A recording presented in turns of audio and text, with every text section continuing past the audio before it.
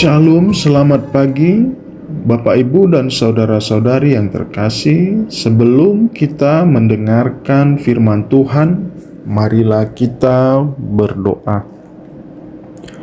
Kasih karunia dan damai sejahtera dari Allah Bapa dan dari anaknya Tuhan Yesus Kristus kiranya menyertai kamu sekalian. Amin. Bapak, Ibu, dan saudara-saudari, renungan kita pada pagi hari ini berdasarkan kitab Nabi Yehezkiel pasal 37 ayat 23. Beginilah firman Tuhan. Mereka tidak akan menajiskan dirinya lagi dengan berhala-berhala mereka, dengan dewa-dewa kejijikan mereka, dan dengan segala pelanggaran mereka.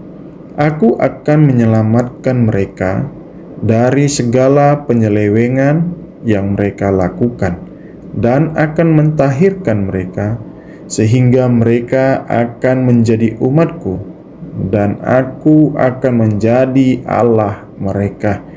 Demikianlah pembacaan firman Tuhan. Bapak, Ibu, dan saudara-saudari yang terkasih di dalam Yesus Kristus, ada seorang pengrajin tembikar sedang membuat sebuah vas yang indah.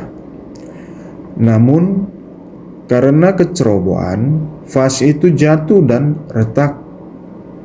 Orang-orang mengira vas itu tidak berguna lagi dan lebih baik dibuang. Tetapi sang pengrajin tidak menyerah. Ia mengumpulkan pecahan-pecahan itu dan mulai memperbaikinya dengan hati-hati, bahkan menambahkan emas di sela-sela retakan. Hasilnya, vas itu menjadi lebih indah dan berharga daripada sebelumnya.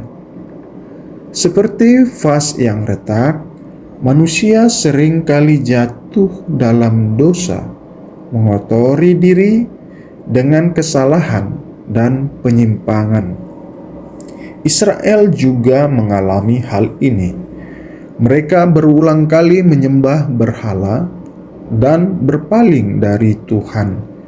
Namun dalam kasih-Nya, Tuhan berjanji untuk membersihkan dan memulihkan mereka. Tuhan tidak membuang kita saat kita jatuh.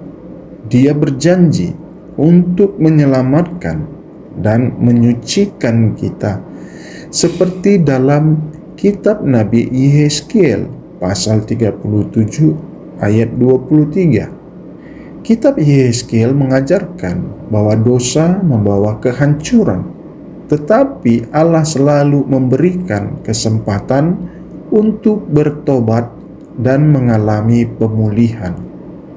Pesan tentang hati yang baru di Yehezkiel 36 ayat 26 menekankan pentingnya transformasi spiritual yang juga digenapi dalam ajaran Yesus Kristus. Tuhan ingin kita menjadi umat-Nya yang setia, hidup dalam kebenaran, dan menjauh dari segala bentuk penyembahan berhala atau bukan hanya patung, tetapi juga hal-hal yang kita prioritaskan lebih dari Tuhan. Misalnya harta, kesuksesan, atau ambisi pribadi. Saudara yang terkasih, ada 3 hal menjadi perenungan kita melalui firman Tuhan pada pagi ini. Pertama, bersihkan hati dari berhala. Renungan kita, apakah ada hal dalam hidup kita yang lebih kita cintai daripada Tuhan? Kedua, percayalah pada pemulihan Tuhan. Tidak peduli seberapa dalam kita jatuh, Tuhan bisa memulihkan kita jika kita mau bertobat.